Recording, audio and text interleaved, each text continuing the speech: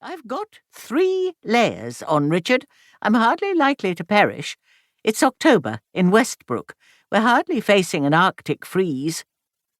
Olive's uniform of caftan and linen trousers was finished off with a waterfall cardigan and bright pink fleece. She'd wrapped herself adequately enough to house 15 bottles of gin if she'd chosen to. There was plenty of insulation to be keeping her warm. Maybe it's me that needs to layer up then. I should practice what I preach. Richard was in a shirt and trousers, more casual than he'd managed in the days when he always wore a business suit, but still not casual enough to lay testament to the fact that he'd in any way learnt the art of relaxation. It was progress, though, at least. "What's on the menu this week, then?" Richard said, their new weekly ritual already set in stone. "We can't start until Tony gets here, you know that." Olive undid her fleece. "OK, so there weren't 19 bottles of gin in there, but the internal pockets served very well for thermos flasks. One day I'll get a sneak preview before he does. Now, we can't go breaking with tradition, and as Tony runs the gin shack, it does seem fitting that he should get to taste the menu he's going to be serving." Sourcing and trying new gins had always been Olive's thing.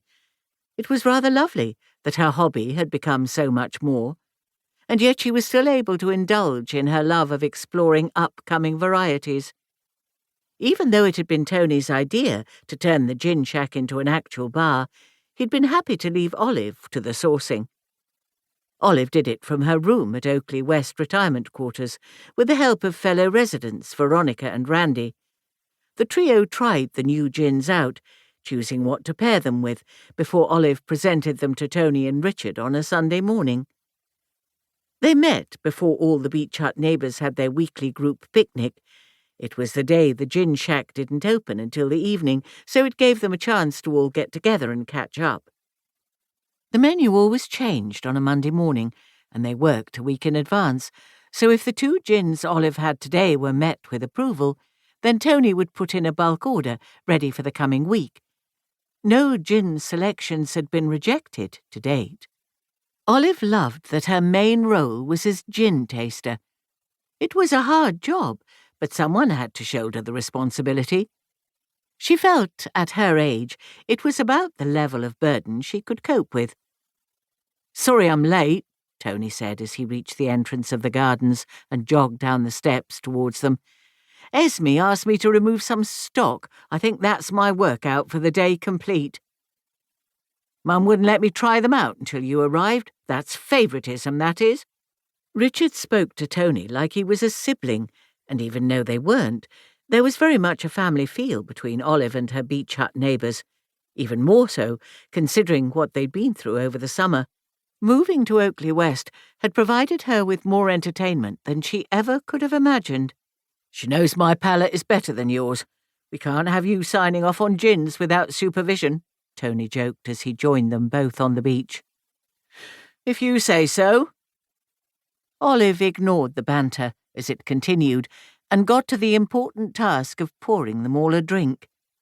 This week they'd selected a raspberry gin and a bathtub variety.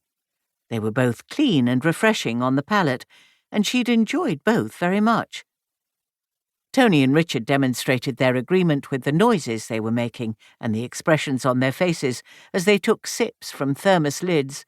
It wasn't quite the refinement of the gin shack, where they prided themselves on presentation, but this was just for the purpose of a taste test. "These are perfect before we head into Christmas season." Tony admired the liquid as if it had taken on female form. "Then it will be time to get festive." "What have you got planned?" Olive asked like an excited schoolgirl. "I could tell you, but just as you've insisted with Richard, I can't give away preview information until everyone is gathered. I'm going to arrange a planning meeting." Olive realised she was going to have to start being unbearable, so he'd relent and give some information. "Please?" "Let's just say it should be ginspirational." "Give that man a drum," Richard said. "Now drink up. We've got a picnic to get to." Tony wasn't going to say any more on the matter right now.